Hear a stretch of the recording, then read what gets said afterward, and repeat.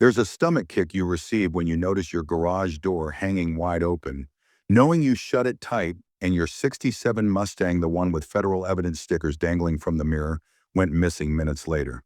Linda Grayson cruises by in my car, grinning like a cartoon villain at a pet auction. What she didn't know that Mustang was set up for a DEA sting, and she just hot-wired out of federal custody. This ain't a movie. This is what happens when a phony HOA tyrant picks the wrong subdivision to play militia. Yep, that's me. The guy who's private. Well, Linda tapped to water her garden illegally. My response, I flushed her system with sewage. And trust me, that was just the warm-up. You're probably wondering how this suburban showdown started. I was just trying to live in peace after inheriting my late uncle's property. Uncle Tom caught in a multi-agency bust news I didn't discover until post a funeral when two DEA agents showed up. Turns out I'd crash-landed onto a cache of frozen assets. Tom loved to party, dealing drugs across state lines in old cars, especially his cherry red 1967 Mustang.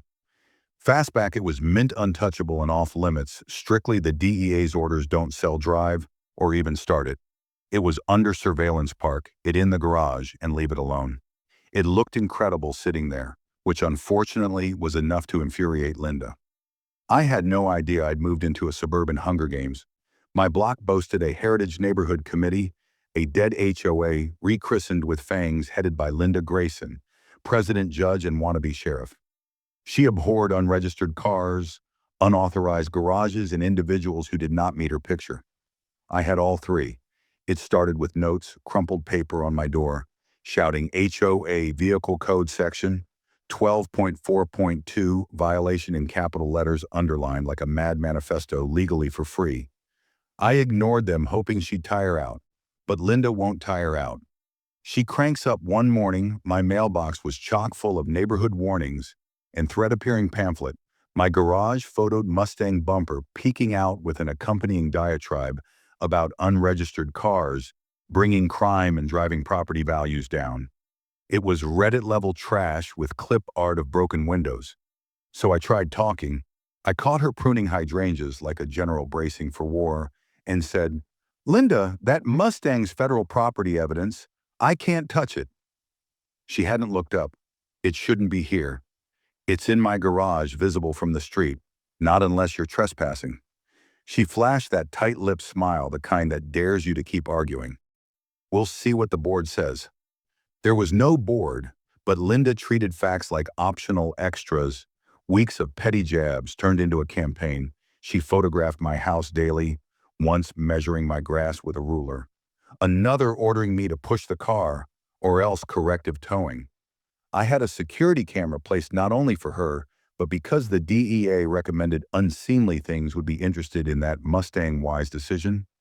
Tuesday, I stepped outside for 30 minutes, groceries, iced coffee, and returned to a stomach-drop garage, open lock cut, Mustang stolen.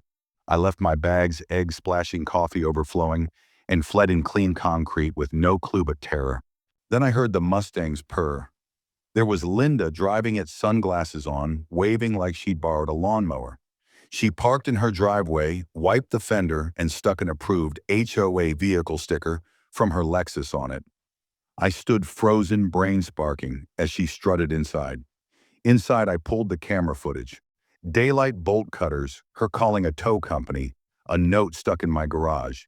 "You're welcome, eyesores aren't permitted." I didn't call the police. I called the DEA agent. Carter did not swear, but his voice screamed it. What I sent the video photos note, "Stay close, don't get close to her." He said, "We'll handle it." Linda had not just hot-wired a car. She'd swiped a DEA asset wired and marked from its recent sting. She'd left federal evidence parked across the street like a trophy. I didn't sleep watching her house lights off like a paranoiac spy, not fearing Linda, but of what the DEA would do next. They don't mess around when evidence is stolen by a suburban tyrant with a pruning fetish at 6 a.m. A white van drove past her house, no logos, tinted windows, and another not around. Linda recognized who these did not. The DEA were present, Agent Carter called afterwards, clipped and polite. "Just be yourself, several days, we need her." Bold, she has crossed the line. Let's see how far she gets my job. Let Linda dig herself a hole. She picked up a shovel that afternoon. She held an emergency HOA meeting in her backyard, a cosplay power trip with no legal standing. Just her and bored retirees playing dress-up like they're in charge. I went playing dumb in a gaudy shirt and flip-flops, cooler of fizzy water in tow. She glared as she boasted, "We've taken down a neighborhood eyesore," a PowerPoint. Displayed the Mustang saved applause. Nods confusion, then the bomb. It's ended up in the hands of a collector who appreciates history. She'd sold it a DEA-marked car to some guy. My jaw locked. I sipped water as if it was poison. I didn't speak my phone, and a secret mic in my cooler recorded every word Carter would pig out on this. I posted it to the DEA's page 10 minutes after he called. "She's done," and the DEA went all in surveillance. Linda's buyer was a purported money launderer running on false car deals. The Mustang was their neon Nero. But while they were playing chess, I waged war she'd stolen from me. So I hit back. I reported her stone path 6 and over her line. City warned her. She blamed me at the next meeting. I smiled. It's lovely shame. It's illegal. Her fountain gurgled too loud. Another citation. Her Lexus's dark tint busted right outside her home. I noticed coffee in hand as she fumed small. Yes, but oh, so nice. 2 nights later, flashing lights hit her spot. Quiet, unmarked cars. The buyer passed, the DEA trailed the Mustang, and circled back to Linda. Next morning, she was subdued. No gardening, no sweeping. Then noon, she marched out clipboard in hand, pushing a new ordinance against storage of suspicious automobiles. She knocked at my door. "You'll get a fine. Unauthorized repairs violate aesthetics." "You mean the garage you broke into?" She blinked. "Excuse me, your note's handwriting. I kept it. Want a copy?" Doubt flickered, but she snapped. "I've got the HOA. I've got the feds." I said, shutting the door. Carter texted, "We've got her." It unraveled fast, neighbor. Ellen, a retired CPA, dropped a bomb. Linda had skimmed HOA funds for years, landscaping a patio her daughter's wedding with a shrimp tower. She scared people, Ellen had said, but now she is afraid I sent Ellen's docs to Carter. Fraud piled on top of theft and obstruction. The DEA waited for their time. Linda's Americana Day on the green, she'd unveil the Mustang as her heritage gift. I sat lawn chair out as she strutted on the stage, pearls glistening. "We celebrate craftsmanship, restoration, community." She glowed, showing the car forward. A clueless kid drove it up. She smirked at me. Then Carter and 2 agents approached Linda Grayson.